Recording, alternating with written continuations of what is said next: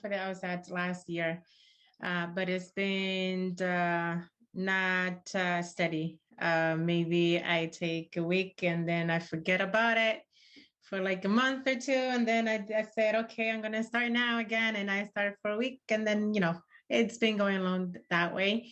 Last year, I took it seriously. I started studying seriously in December. Well, I shouldn't say seriously, November. I would say November last year. And I took a jump and I took the test in January. I scored like 143, which was, as I said, it was expected because of the amount of time that I had devoted for the LSAT, plus the sections I received. I kind of guessed like in one entire section of the logic gains because I got scared, whatever it was. I just didn't do well. So I'm scheduled for the April now, but I don't think I'm going to take it anyways, but I'm scheduled for the April. But this time I want to take my time seriously and I want to do something that really puts me in the place I want to be. I'm not shooting for a T14 top school. I am old and I have kids at home and I'm 37 and I'm not going to one of those top schools. I'm not driving 3 hours away from home. I'm just going to my local law school. Their requirements, it's like the lowest, like the median GP, LSAT, it's like 154, 155. That's like the median. So that's what I'm shooting for, to be honest. I'm not shooting for the sky, but I want to make it there and I'm not there yet. But because I don't take the time. Understood. Well, and having kids definitely poses a challenge to putting in the time that you might like. But if you don't take it in April, no big deal. You can push it back and still apply at the very beginning of the cycle in the fall. Are you looking to apply this fall? Yeah. See, I have this thing in my head that many people have told me that I shouldn't be thinking this way because I think I'm old. And I'm getting to that age and I see 4 years ahead of me after I go to law school. I think for myself, waiting another year, it's like a waste of time. That's how I see it. And I know I probably need to stop thinking that way. So yes, I'm still shooting for fall, but I am coming to realize that this might not be happening. Because you don't like the idea of waiting a bit longer? Because I don't like the idea of wasting. I see it this way. I see it that way. I see that if I take another 6 months to study, I'm still going to have to wait another year because it's fall, September. So like basically doing nothing with my life, that's for me like a 1 year. Like I'm going to be 1 year older. That's how I see it. And that's probably bad, but that's how I see it. Well, you still have another 20, 30 years of your career ahead of you, right? Exactly. And so you actually have more time ahead of you than you do behind you. Well, yeah. I mean, I'm 36 and I don't know. You're not going to law school. You're going to law school. No, I'm not personally going to law school, but despite what I've done so far, I still think there's way more that could be done ahead. And there's going to be people, I've talked with people who are in their 40s, in their 50s, in their 60s. I know, I've seen it. Going to law school. I mean, there's a lot of reasons to go aside from just career for your own intellectual stimulation. And there's career benefits too, obviously.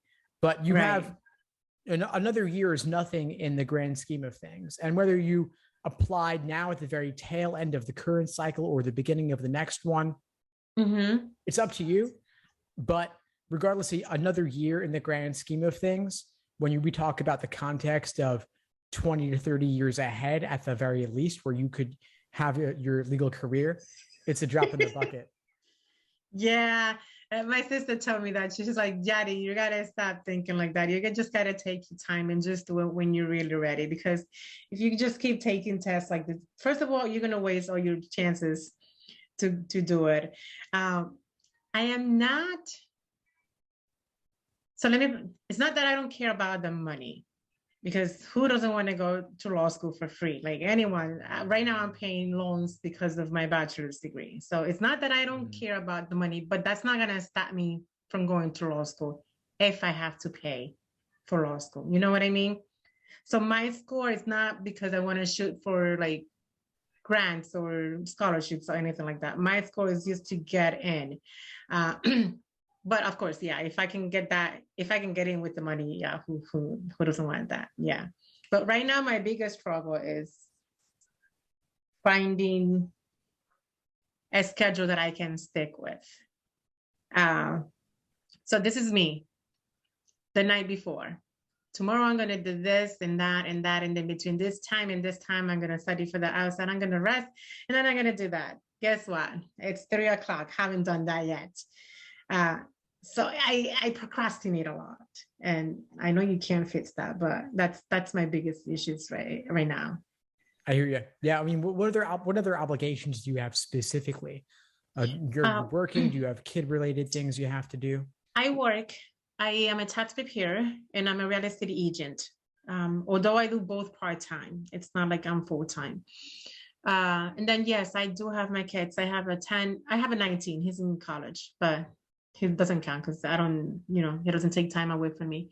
But then I have 11, a 7, and a 4. Obviously the 11 and the 4, the 7, they're in school during the day and the 4 is home with me, but she's very nice. She's not like, she doesn't take my time, like other kids do. And then my husband, when he's home, takes my time. Yeah. So, but yes, I have a big family and I do work part-time, but I have the time to study. It's just taking that time that I'm finding difficult to do it. And then when I do find the time to do it, I feel overwhelmed with like, what should I do now? Do I do this first? Do I got here first? And then I wander around and I'm like, okay, that's it. I'll start tomorrow. It's like a diet. Tomorrow I'll start for sure. And then next day, I'll start next day. So that's what I've been doing. Gotcha. Okay. Well, honestly, I'm feeling jealous of you when you say you have a 4-year-old who is easy and doesn't take your time, because I have a 3-year-old and he takes a ton of time. And I am so grateful for the time that he's not at home where I can get my work done, because if he gets home now and hears me on this call, he's going to be banging on the door trying to get into my office. So, okay, yeah. I mean, so take advantage of the lucky situation you have, at least that before the 7 and 11-year-old come home, you've just got the 4-year-old to manage, and she's pretty easy, it sounds like, for the most part. Yeah, so she is. Yeah. Grab those hours while you can. Grab that time. And talking about the procrastination element, listen, I get it. Could you start small? Could you say, I'll just do 30 minutes or I'll just do an hour today, and start there? I could probably do that, but I find myself when I really do it, I need more time. So I'm very slow. I'll start with that. So when I'm taking the LSAT, I'm taking with 100% of the time. So I have that accommodation because I tend to read and reread and reread and reread again. And even when I do the questions, I reread again because I don't understand what I'm reading, kind of a thing. So it doesn't stick to my head. So for me, taking half an hour is just basically taking maybe 2 questions at a time. Is that enough? It's not the question of whether it's enough or not, because we know that doing 0 is definitely not enough. Oh, right? Yeah. So yeah. I'm not suggesting you do 30 minutes or an hour in a single day, because it's going to get you the score that you need.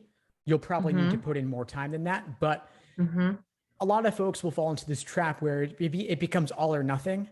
Then the nothing feels so much easier that just doing nothing. I mean, you could say similar for, you mentioned like the diet analogy before, where imagine someone who wants to start eating, I don't know, keto.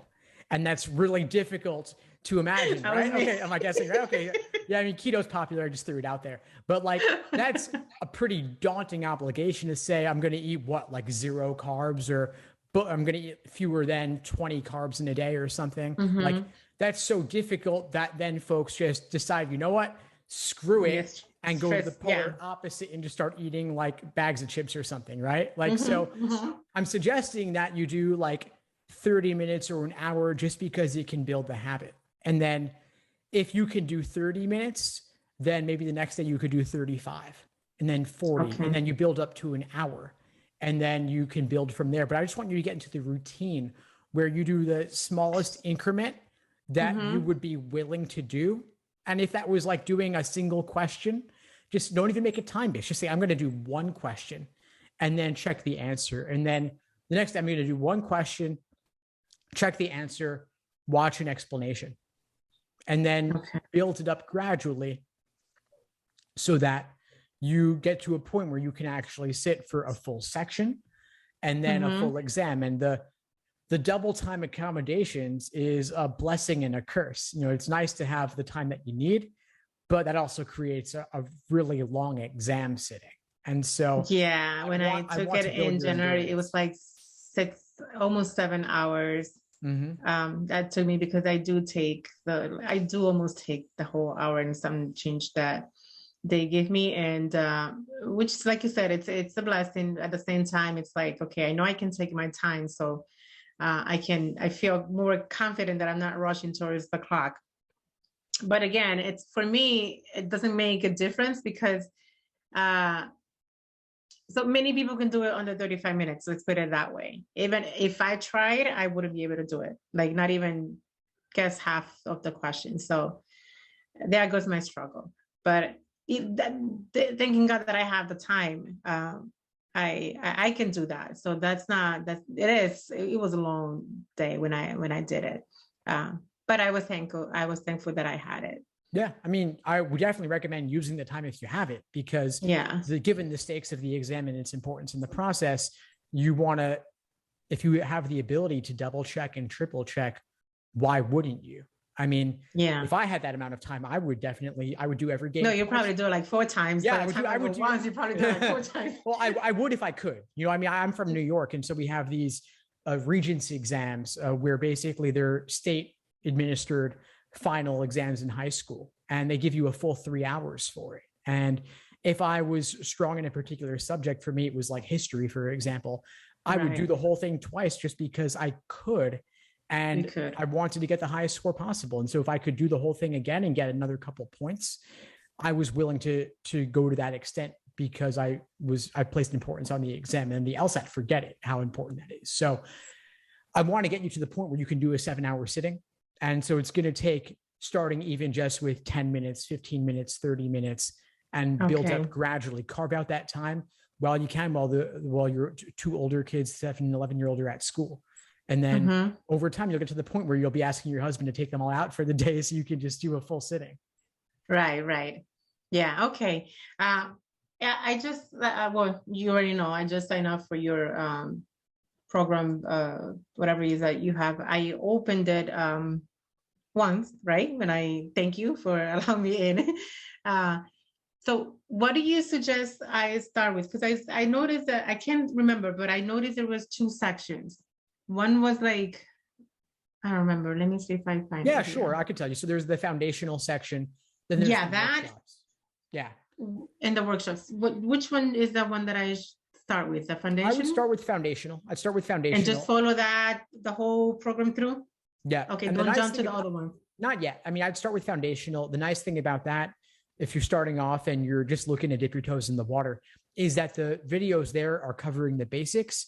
And they're bite-sized. I deliberately kept them as concise as possible to let you build the habit. So we're talking about getting over the procrastination, starting to build up the habit of putting in the time. I mean, I know this is not the most exciting thing, and there's a million other things you could be watching. The fact that you've chosen to spend your time studying for the LSAT, to book this call with me, to have this conversation, that already shows that you're making a deliberate choice here. So let's get you on that road with the simplest, shortest path possible: a 5-minute video, a 3-minute video, a 7-minute video.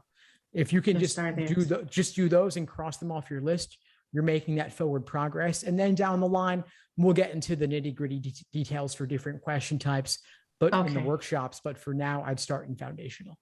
I start in foundations. Okay, we'll do that. Awesome, great. And that contains super detailed day-by-day study plans. So if you want to just do a single day's work, that as a benchmark, you could do nothing but that. Oh, so it does have that. I'm sorry, like I Yeah. said, I just opened it and I scrolled through the whole thing. I was like, oh, this is a lot. I know there is a lot there. There is a lot there. Yeah. I try to give you as much as possible. Which one do I do? It's like, I'm gonna wait for the fun of the year first. For sure. For now, just start with day one. Okay. All right, we'll do that. And I guess I would tell you how my progress is going. Oh, can you see in the accounts? Can you see that? I can see it, but just shoot me an email and let me know if you have questions or roadblocks or concerns, and I'll do whatever I can to point you in the right direction and keep you moving forward. Awesome. Okay. All righty. Thank you. Thanks for tuning into the show. Please subscribe if you haven't done so already to be notified of new episodes as I release them. And feel free to reach out if you need anything at all as you move forward with your prep. I'm happy to help however I can. In the meantime, I wish you all the best and take care.